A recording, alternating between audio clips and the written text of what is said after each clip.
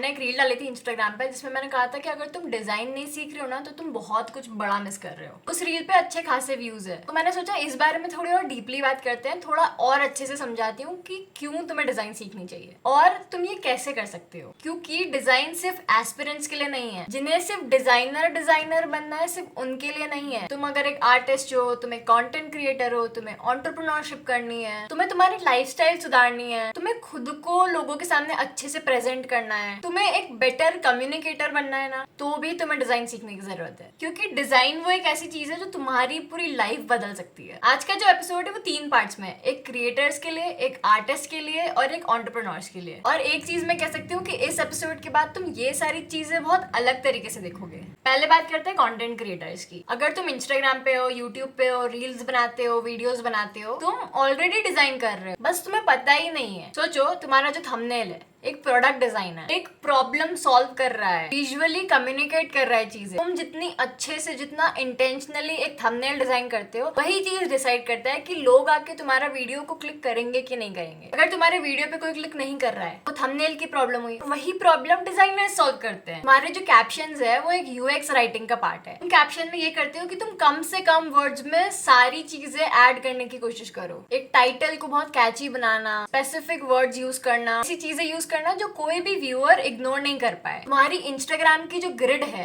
ये एक visual identity है। Consistent colours, consistent mood, consistent feeling. जब कोई तुम्हारी प्रोफाइल पे आता है ना तो वो ग्रिड देख के ही डिसाइड कर लेता है कि इस बंदे को फॉलो करना है या नहीं करना है। अगर तुमने प्रॉपरली अपनी इंस्टाग्राम की ग्रिड भी अरेंज नहीं कर रखी है, वो भी एक डिजाइन प्रॉब्लम है। और हम जो हुक की बात करते हैं, 3 second, first 3 seconds of a video, ये एक इंटरेक्शन डिजाइन है। किसी को उस वीडियो पे आके होल्ड कराना, स्क्रॉल नहीं करने देना, ये प्रॉब्लम भी डिजाइन से सॉल्व होती है। कि तुम ऐसा क्या बोलोगे, ऐसा क्या दिखाओगे कि सामने वाला वो चीज देखने के लिए, उस चीज से इंटरेक्ट करने के लिए वहीं रुक जाए। कौन देख रहा है, कौन क्या फील कर रहा है, तुम प्रॉपरली चीजें कम्युनिकेट कर रहे हो कि नहीं कर रहे हो, ये सारी चीजें डिजाइन के अंदर आती है। तुम अगर डिजाइन सीखोगे तुम्हारी कंटेंट क्वालिटी सुधर जाएगी, तुम लोगों से बेटर कनेक्ट कर पाओगे, और सबसे इंपॉर्टेंट चीज, तुम इंटेंशनल दिखोगे वहां पे। ऐसा नहीं है कि तुक्के में सब कुछ कर रहे हो, आज ये कर लिया कल वो कर लिया। हर चीज का एक फ्लो होगा, हर चीज के पीछे एक डिसीजन होगा। इसीलिए कंटेंट क्रिएशन के लिए भी डिजाइन इतनी इंपॉर्टेंट है। Got it? अब सेकंड पार्ट की बात करते हैं, व्हिच इज फॉर आर्टिस्ट। अगर तुम पेंटिंग करते हो, मंडला बनाते हो, स्केचिंग करते हो, इलस्ट्रेशंस बनाते हो, अब ये सब बनाने में ना बहुत सारे डिसीजंस ऐसे होते हैं जो डिजाइन से रिलेटेड होते हैं। आर्ट और डिजाइन की जो डेफिनेशंस है वो बहुत अलग है, लेकिन ये दोनों चीजें एक दूसरे के बिना इनकम्प्लीट है। तुम्हारी कॉम्पोजिशन में जब कोई चीज तुम डिसाइड करते हो कि ये कहाँ होगा या ये कहाँ होगा, वो स्पेशल डिजाइन है। तुम्हारी आंखें पहले कहाँ जानी चाहिए, फिर कहाँ जानी चाहिए, क्या मूवमेंट होना चाहिए, ये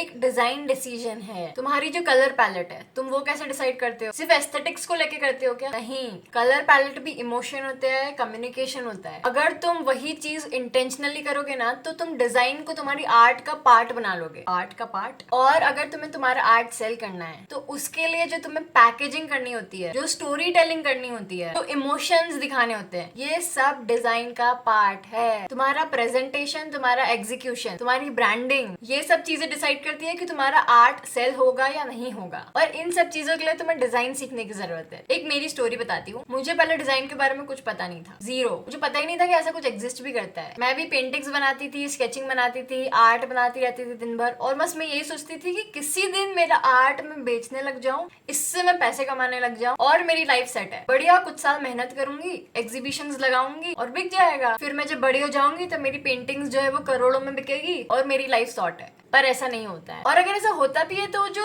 नंबर ऑफ % ऑफ लोग है ना वो बहुत कम होता है। अगर तुमको तुम्हारे आर्ट से पैसा बनाना है तो तुमको डिजाइन और बिजनेस दोनों सीखने की जरूरत है। अगर तुमको सिर्फ वो आर्टिस्ट वाला आर्टिस्ट बनना है तो चीजें अलग है, उसमें तो तुम बहुत टाइम तक अच्छा पैसा कमाने की सोच भी नहीं सकते। या तो तुम कमीशन वर्क कर सकते हो, पर उसको लाने के लिए भी डिजाइन की जरूरत है। तो घूम फिर के बात यही आती है कि डिजाइन सीख लोगे तो थोड़ी हेल्प हो जाएगी, तुम तुम्हारे काम में थोड़े और बेटर हो जाओगे। चीजें सिर्फ कॉपी करना या रेफरेंस से बनाने की जगह तुम खुद से बनाने लगोगे, तुम्हारे पास खुद के आइडियाज आने लगेंगे, तुम और क्रिएटिव हो जाओगे। आर्ट और डिजाइन वही चीज है जो एक दूसरे को बेटर बनाते हैं। Got it? अब थर्ड पार्ट की बात करते हैं, और ये वाला पार्ट मेरे को सबसे ज्यादा एक्साइट करता है, डिजाइन फॉर एंटरप्रेन्योर्स। अगर तुम कुछ बिल्ड करना चाहते हो, कोई प्रोडक्ट, कोई सर्विस, कोई बिजनेस, डिजाइन थिंकिंग तुम्हारा सबसे पावरफुल टूल है। हर प्रोडक्ट एक डिजाइन प्रॉब्लम सॉल्व करता है। कोई भी प्रोडक्ट ले लो, लिटरली तुम्हारे आसपास जो भी चीजें है, हर चीज एक प्रॉब्लम से निकल कर आई है, और उस प्रॉब्लम को सॉल्व करने के लिए वो प्रोडक्ट या वो सर्विस या वो चीज,